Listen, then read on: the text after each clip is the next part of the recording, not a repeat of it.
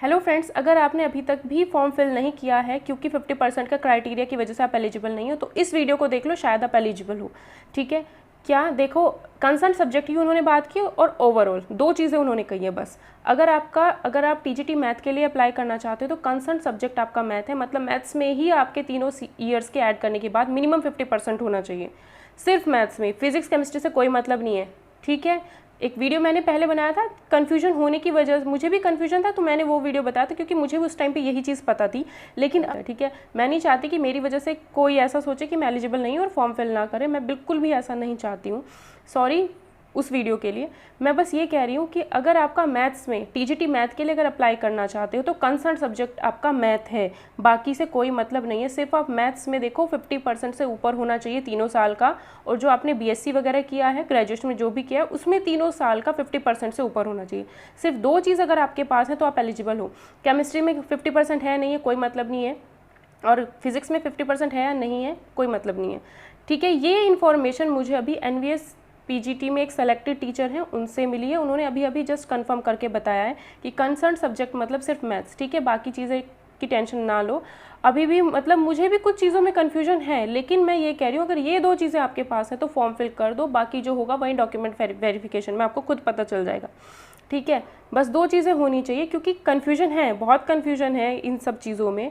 बस ये देखो, कंसर्न सब्जेक्ट है तो मैथ्स में 50% से ऊपर होना चाहिए तीनों साल के। ठीक है, और ओवरऑल बीएससी अगर किया है, ग्रेजुएशन में जो भी किया है उसमें 50% से ऊपर हो, मिनिमम 50%, मतलब 50% हो या उससे ऊपर हो।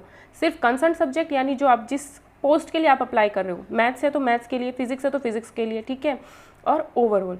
ठीक है, अगर मैथ्स के लिए टीजीटी मैथ्स की पोस्ट की बात करें तो सिर्फ मैथ्स में देखो तीनों साल का ऐड करने के बाद 50% से ऊपर हो, और जो क्या कहते हैं, जो आपका ओवरऑल है परसेंटेज वो 50% से ऊपर हो। फिजिक्स केमिस्ट्री के मार्क्स मत देखो, ये दो चीज़ें अगर आपके पास हैं, मतलब 50% वाले क्राइटेरिया में अगर ये दो चीज़ें आपके पास है तो आप फॉर्म फिल कर दो। बाकी जो आपको पता चलेगा वो डॉक्यूमेंट वेरिफिकेशन में ही पता चलेगा। अभी अभी जो मुझे इन्फो मिली है मैं उसके अकॉर्डिंग बता रही हूँ। बाकी कंसर्न सब्जेक्ट्स वर्ड वहाँ पर लिखा हुआ है तो कन्फ्यूजन क्रिएट होता है, कहीं पर कंसर्न सब्जेक्ट है, कहीं पर कंसर्न सब्जेक्ट है, तो दैट विल, वो ज़रूर कन्फ्यूजन क्रिएट कर रहे हैं, मुझे भी हो रहा है। ठीक है, तो मैं यही कहूँगी क्योंकि उन्होंने जो लास्ट इस बार इम्पॉर्टेंट नोट जो लिखा है उन्होंने, उसमें यह है कि condition of at least 50% marks in aggregate in the degree course is to be construed as having at least 50% marks in the entire degree course. इसका मतलब तो यही है कि अगर आपके 50% मार्क्स, मतलब अगर, हाँ, इनका मतलब ये है कि ओवरऑल 50% मार्क्स होना चाहिए जो भी आपका ग्रेजुएशन में किया है, उसमें सारे के सारे जितने भी सब्जेक्ट वगैरह जो कुछ भी है सबको ऐड करके 50% से ऊपर हो। ये दूसरा उन्होंने कहा है the condition of at least 50% marks in concern subject, यहाँ पर लिखा गया है। तो यहाँ पर जब उन्होंने कंसर्न सब्जेक्ट लिखा गया है तो दैट मीन्स वो सिर्फ मैथ्स की ही बात कर रहे होंगे आई थिंक, क्योंकि उन्होंने सब्जेक्ट्स तो लिखा नहीं है। ठीक है, condition of at least 50% marks in concern subject is to be construed as having at least 50% mark in aggregate in each of the subject essential for the post, मतलब जिस पोस्ट के लिए जो भी कुछ असेंशियल है। तो बस इतनी चीज़ देखो, दो पॉइंट देखो। अगर अब तक फॉर्म फिल नहीं किया है तो प्लीज़ फॉर्म फिल कर दो। मैं नहीं चाहती किसी का नुकसान हो मेरी वजह से। वो जो वीडियो थी कॉम्बिनेशन वाली, उसमें थोड़ा कन्फ्यूजन होने की वजह से था, वो वीडियो मैंने कन्फ्यूजन होने की वजह से बनाया था और मुझे भी तब तक यही पता था। ठीक है, लेकिन अभी अभी मैंने कन्फर्म किया, उसके बाद मैं ये वीडियो बना रही हूँ कि सिर्फ अगर मैथ्स में आपके 50% से ऊपर है तीनों साल के ऐड करने के बाद या 6 सेमेस्टर के ऐड करने के बाद, और ओवरऑल आपका 50% से ऊपर हो तो आप एलिजिबल हो, फॉर्म फिल करो। बाकी जो होगा डॉक्यूमेंट वेरिफिकेशन में आपको पता चल जाएगा। ठीक है, sorry for that video, because इस चीज़ में कन्फ्यूजन सबको है, मुझे भी है, इसलिए मैंने ये अलग से वीडियो बनाया कि अभी हमारे पास 3 दिन है, तो अगर फॉर्म फिल कर सकते हो तो प्लीज़ फॉर्म फिल कर दो।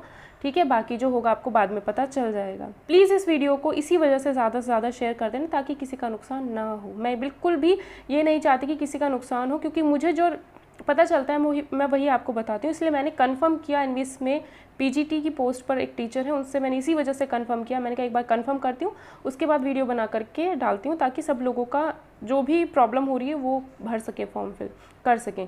अगर केमिस्ट्री में नहीं है कोई दिक्कत नहीं, फिजिक्स में नहीं है कोई दिक्कत नहीं, मैथ्स में होना चाहिए अगर टीजीटी मैथ के लिए अप्लाई कर रही हो, और ओवरऑल 50% से ऊपर होना चाहिए। ठीक है, क्योंकि नोटिफिकेशन से मुझे यही पता चल रहा है। अब भी ना मैंने दोबारा देखा, क्योंकि अभी अभी किसी और का कन्फ्यूजन मेरे पास आया था, तो मैंने फिर उन्होंने कहा कि कंसर्न सब्जेक्ट तो मैथ्स ही होगा, फिर मैंने कहा कि उनसे क्लियर करती हूँ, तब मैंने क्लियर किया, फिर मैंने नोटिफिकेशन दोबारा देखा, तब मुझे लगा कि हाँ ऐसा है शायद।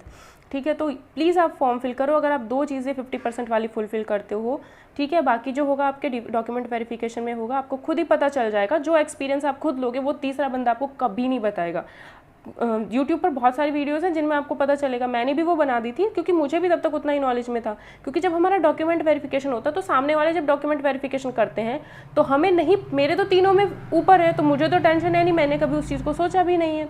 ठीक है, तो सामने जब वो चेक करते हैं तो हमें खुद नहीं पता चलता कि वो कैलकुलेटर से क्या कर रहे हैं, कौन कौन से मार्क्स ऐड कर रहे हैं, तो किसी को भी नहीं पता चलेगा। इतनी सारी वीडियोस में इंटरव्यू वाली आप वीडियो देखोगे, कन्फ्यूजन क्रिएट करोगे। प्लीज़ इस वीडियो को ज़्यादा से ज़्यादा शेयर इसी वजह से करना, क्योंकि कंसर्न सब्जेक्ट मतलब जिस भी पोस्ट के लिए आप अप्लाई कर रहे हो सिर्फ उस सब्जेक्ट के बारे में बात हो रही है। ठीक है, बाकी जो होगा डॉक्यूमेंट वेरिफिकेशन में आपको खुद ही पता चलेगा, वो आपका खुद का एक्सपीरियंस होगा, वो आपको खुद ही पता चलेगा, तीसरा बंदा आपको कोई भी नहीं बता सकता। ठीक है, तो प्लीज़ इस वीडियो को ज़्यादा से ज़्यादा शेयर करो और अपना फॉर्म फिल करो अगर अभी तक फॉर्म फिल नहीं किया है तो। ठीक है, एलिजिबल देख लो, बस 2 चीज़ें चेक करो, फॉर्म फिल कर दो कि मैथ में 50% से ऊपर, कोई पर सेमेस्टर का कोई चक्कर नहीं है, बस कंसर्न सब्जेक्ट मतलब मैथ्स में तीनों साल का ऐड करने के बाद 50% से ऊपर, और ओवरऑल जो BSc वगैरह जो भी ग्रेजुएशन में किया उसमें 50% से ऊपर। ठीक है, ये चीज़ चेक करके अपना फॉर्म फिल कर दो। बाकी सब्जेक्ट कॉम्बिनेशन वाली वो वीडियो बिल्कुल ठीक है। ठीक, तो ये चीज़ आप चेक करो, फॉर्म फिल करो, बस यही आपसे कहना था।